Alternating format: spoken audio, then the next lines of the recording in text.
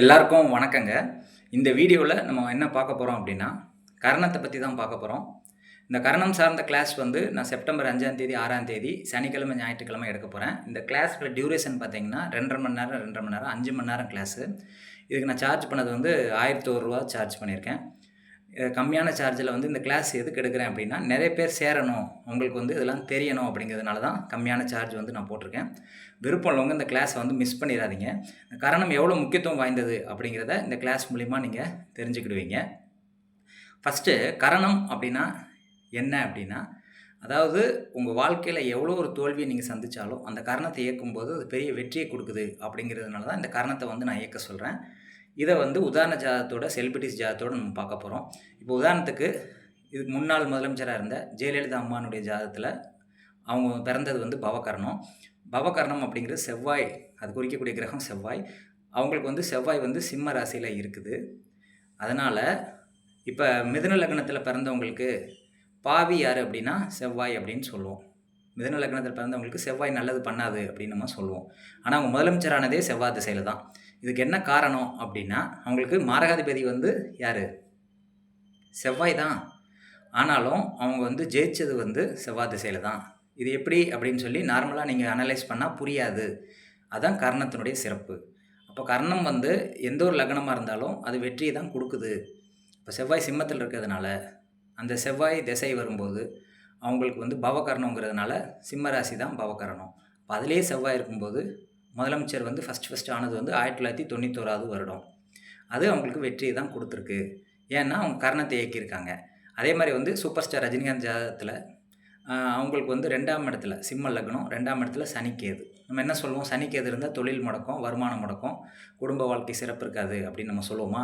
ஆனால் அவர் ஜாதகத்தில் வந்து 2ஆம் இடத்துல சனி கேது இருக்குது, கோடிக்கணக்கில் சம்பாத்தியம் இருக்குது, குடும்ப வாழ்க்கை நல்லாயிருக்கு, தொழிலும் சிறப்பாக இருக்குது.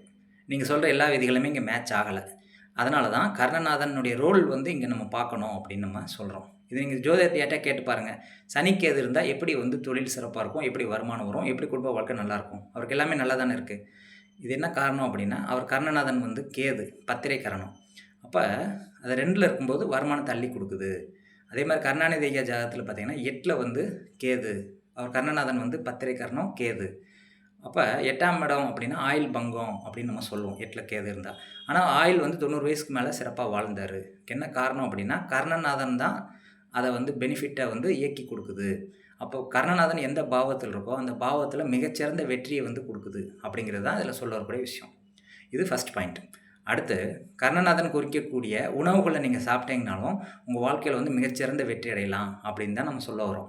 உதாரணத்துக்கு கௌளவ கர்ணம். கௌளவ கர்ணத்தினுடைய அதிபதி வந்து சனி பகவான், ஆகாரம் வந்து பணியாரம். இப்போ கௌளவ கர்ணத்தில் பிறந்தவங்க சனி பகவான் எந்த லக்னத்துக்கு எத்தனாவது பாவத்தில் இருக்கோ அந்த பாவம் சார்ந்த பெனிஃபிட்டை நிச்சயமாக கொடுக்கும். அந்த திசையிலையும் கொடுக்கும், அது நின்ற சாரத்துலேயும் அந்த நன்மையை வந்து கொடுக்கும். அப்போ பணியாரம் அவங்க சாப்பிடும்போது நிச்சயமான முறையில் வந்து பெரிய வெற்றியை அடையலாம் அப்படின்னு நம்ம சொல்ல வரோம்.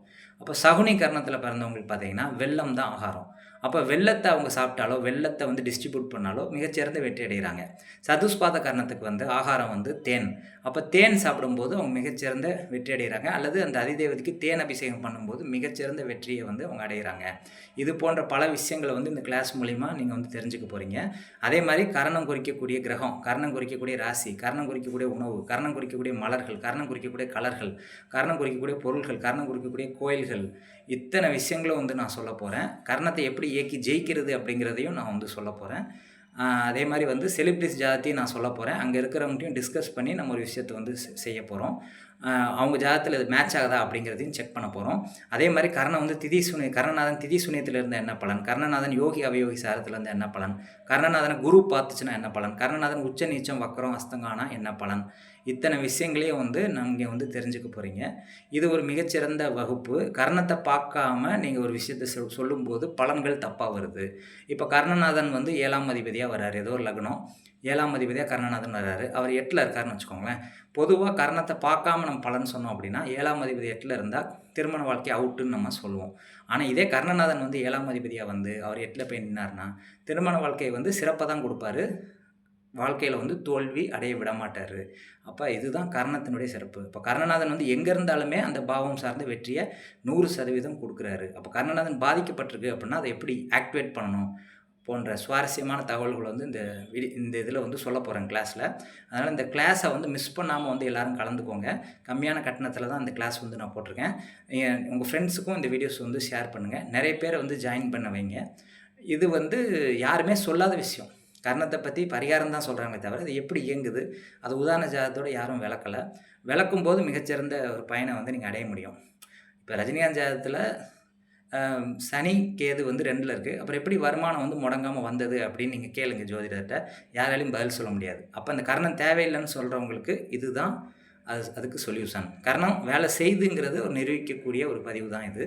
அதே மாதிரி கர்ணத்தில் என்னென்ன விஷயங்கள் செய்யலாம், செய்யக்கூடாது, எது சுப கர்ணங்கள், அசுப கர்ணங்கள், இது போன்ற பல விஷயங்கள் வந்து இந்த வகுப்பில் வந்து நம்ம பார்க்க போகிறோம். இந்த வகுப்பை வந்து மிஸ் பண்ணிடாதீங்க.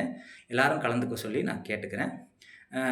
பணம் கட்டுறவங்க ஒரு வாரம் முன்னாடியே பணம் கட்டுங்க.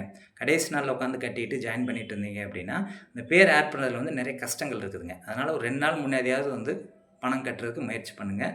இந்த வகுப்பில் வந்து கலந்துக்கோங்க. மிகச்சிறந்த வெற்றியை உங்கள் வாழ்வில் அடையணும்னு சொல்லி ஆண்டவனை வேண்டிக் கொண்டு இதை வந்து நான் முடிக்கிறேன் வீடியோவை. நன்றி, வணக்கம்.